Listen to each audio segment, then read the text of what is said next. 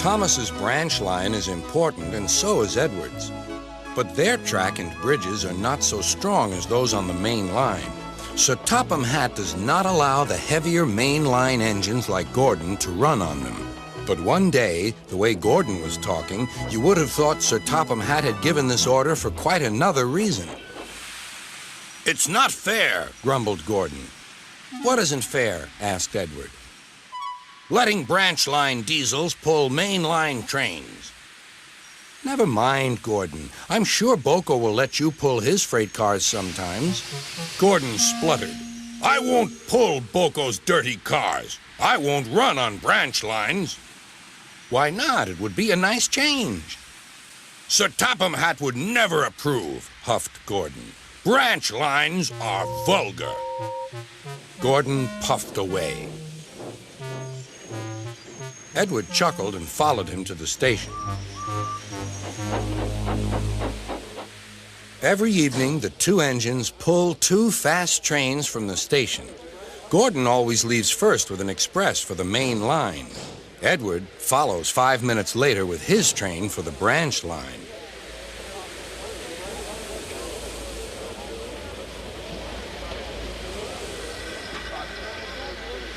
Usually, everything runs like clockwork, but tonight there was trouble. A lady in a green floppy hat was saying goodbye to a friend. It was nearly time for Gordon to start. The fireman looked back towards the conductor's van and saw something green waving. "Right away, mate." He thought the conductor had waved his flag. Gordon started, leaving luggage, his passengers, and the conductor all standing on the platform. Everyone was very surprised and cross.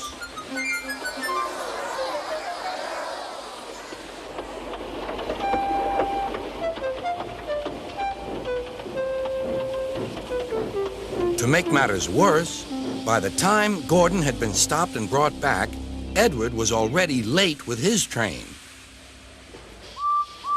So now he set off first.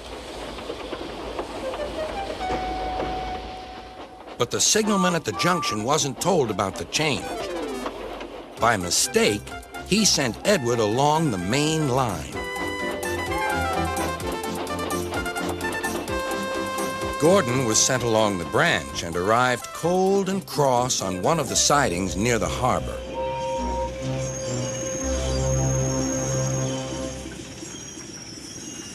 Next morning, Bill and Ben peeped into the yard.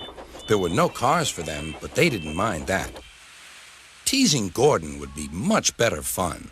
"What's that?" asked Bill. "Shh," whispered Ben. "It's Gordon." "It looks like Gordon, but it can't be. Gordon never comes on the branch lines. He thinks them vulgar." Gordon pretended he hadn't heard them. "If it isn't Gordon," said Ben, "it's just a pile of old iron, which we'd better take to the scrapyard." "No, Bill, this lot's useless for scrap. We'll take it to the harbor and dump it in the sea." Gordon was alarmed. "I am Gordon. Stop! Stop!" When Boko suddenly arrived, Gordon thought him the most beautiful sight he had ever seen. "Boko, my dear engine, save me!" Boko quickly sized up the situation and threatened to take away the cars he had brought for Bill and Ben. This made the twins behave at once. Gordon thought Boko was wonderful. "Those little demons, how do you do it?" "Ah, well," said Boko, "it's just a knack." Gordon still believes that Boko saved his life, but we know the twins were only teasing, don't we?